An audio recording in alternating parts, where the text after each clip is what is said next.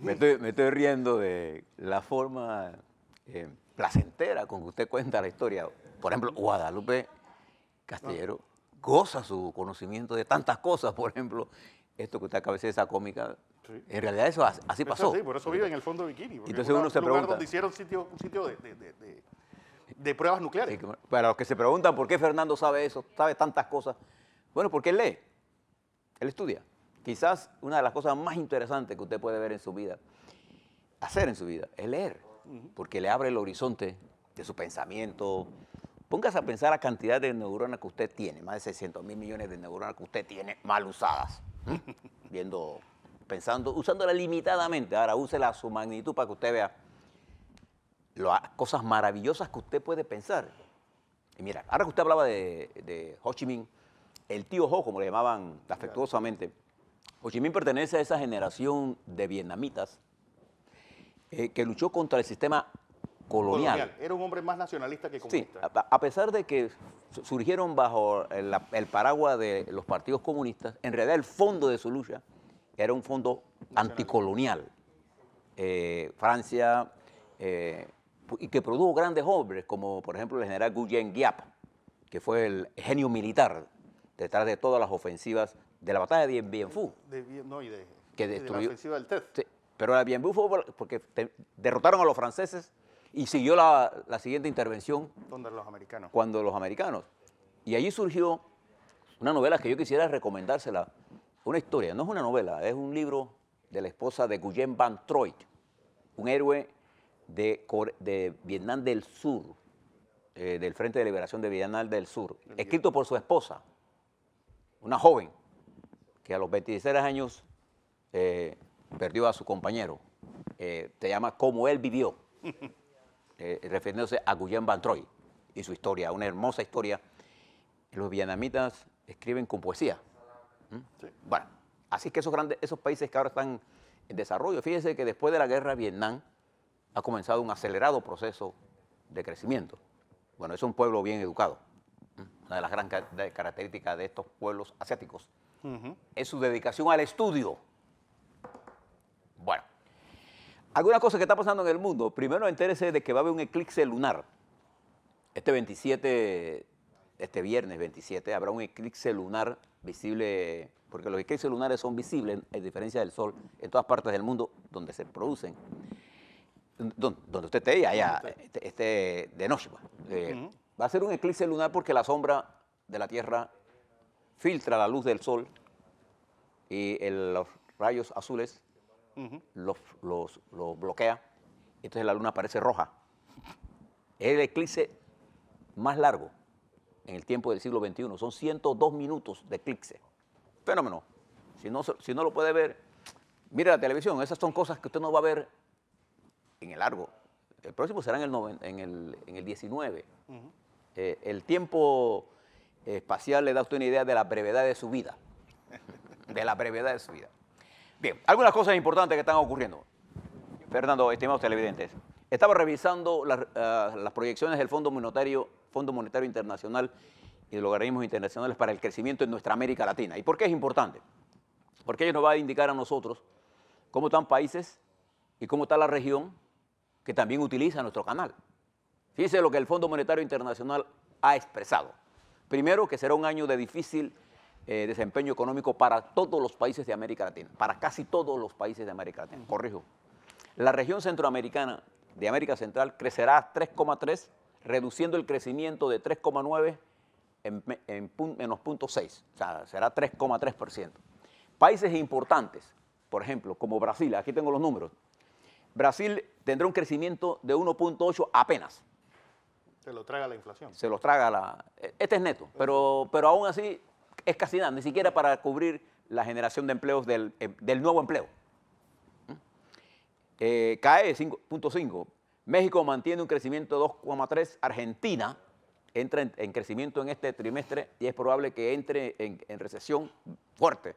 La Argentina es el país de América Latina que vive con más dureza la crisis financiera. Y esto está ocurriendo por lo accidentado del mercado financiero y por lo accidentado e impredecible del mercado del área comercial, de todas estas guerras comerciales que América avanza en el mundo. Colombia, nuestro vecino aquí al lado, crecerá en escuálido 2,7% y nuestro otro vecino, Costa Rica, crecerá 3,2% con una inflación que puede llegar al 4% y afectar. Si pasa del 3%, este crecimiento será 2%.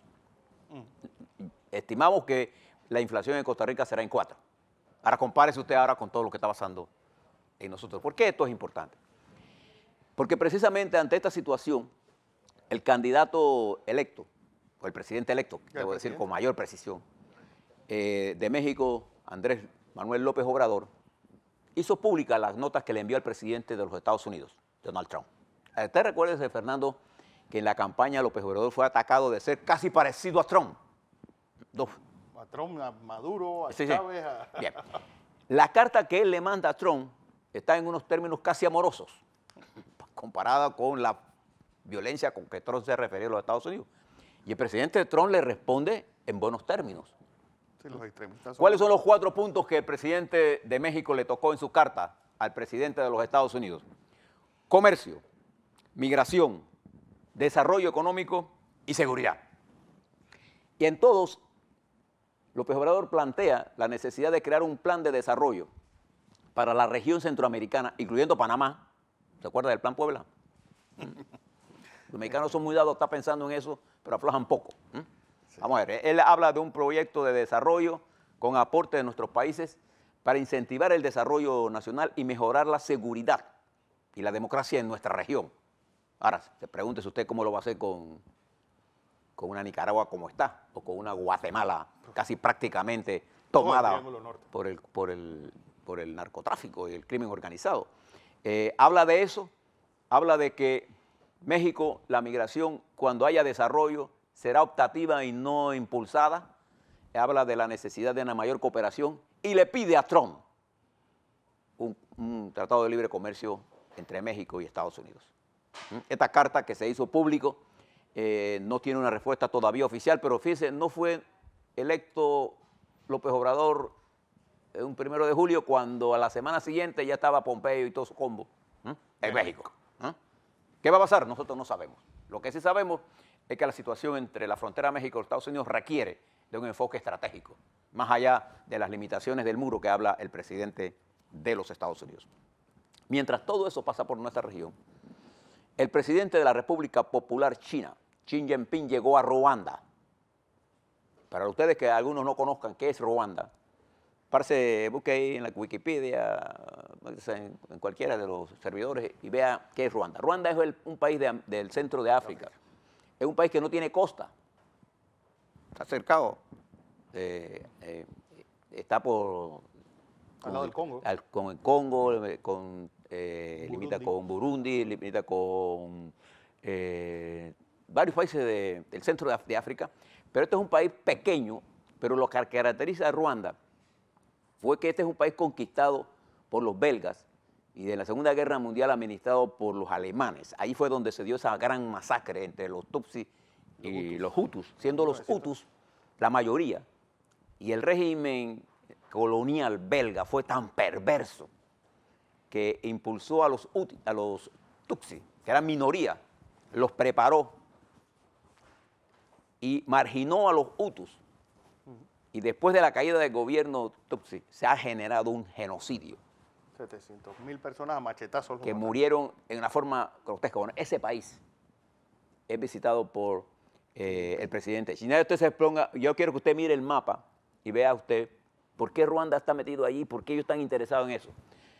Porque parte de la teoría china es hacer una conexión con el centro de África por ferrocarriles. Para poder sacar todo lo que es los minerales del todo. Congo. Y por eso su interés, después de allí, el presidente de China, de ese país de Centroamérica, vuela a las Islas Mauricio, otro pequeño país. Este es un poco diferente porque las Islas Mauricio tienen un mayor desarrollo, tiene esplendorosas playas en el Océano Índico. Es un punto importante del comercio ahora sí, marítimo, porque por ferrocarril usted no llega a China. Entonces, mire la concepción estratégica de los chinos. Esta ruta de seda y ese corredor que ellos quieren hacer entre los países. Por eso el interés de ellos es construir un ferrocarril aquí en Panamá, no es para ayudarnos a nosotros, es para llegar hasta México. Y traer todo lo de México hasta aquí. Y pasarlo por aquí, por acá. ¿Se da cuenta? Entonces hay una concepción estratégica de los chinos interesante, mirar cómo ellos piensan en el largo plazo, mientras nosotros pensamos en el día anterior. Nosotros ni siquiera pensamos en el día siguiente. Sí. Es digamos, una de las características de los países asiáticos. Usted va a Singapur, por ejemplo, y los planes de Singapur están a 20 años. Ya están pensando en convertirse en un hub de aviación, no portuario. Usted va a la República Popular China y el presidente de China esbozó para nosotros en el mundo, esto no es que lo estamos inventando, en el Congreso último del Partido Comunista Chino, se estableció el plan de desarrollo hasta el año 2054, en donde China espera en los próximos 15 años ser la principal potencia comercial e económica del mundo. ¿Qué le parece? Eso es pensar en grande. Y esto está caminando en esta ruta, mientras el presidente de los Estados Unidos está aislando a los Estados Unidos de este comercio que se abre para el mundo. ¿Y por qué eso es importante para Panamá? Porque China es el segundo usuario del Canal de Panamá. Mire lo que le voy a explicar. Y va a entrar en contradicción con los intereses geopolíticos de los Estados Unidos. Y nosotros vamos a estar en el medio de esa controversia. Entonces nosotros requerimos que nuestro talento panameño, no importa en qué partido usted, porque aquí el problema no es que si usted es PRD o Cambio Democrático o panameño, es que tenemos que tener dirigencia con la capacidad de mirarnos más allá del ombligo, ¿no? Y levantar la mirada y ver este nuevo escenario que se abre entre potencias. China popular siempre ha sido una potencia a lo largo de la historia, de los últimos 2000 años, siempre lo ha sido.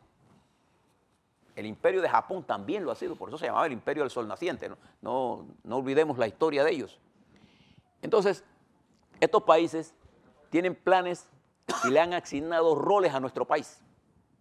Entonces es nuestro deber estudiar el comportamiento de ellos. Entonces nosotros perdemos mucho tiempo, incluso en las mañanas, discutiendo pendejadas, cuando el mundo nos ha proporcionado a nosotros una posición privilegiada.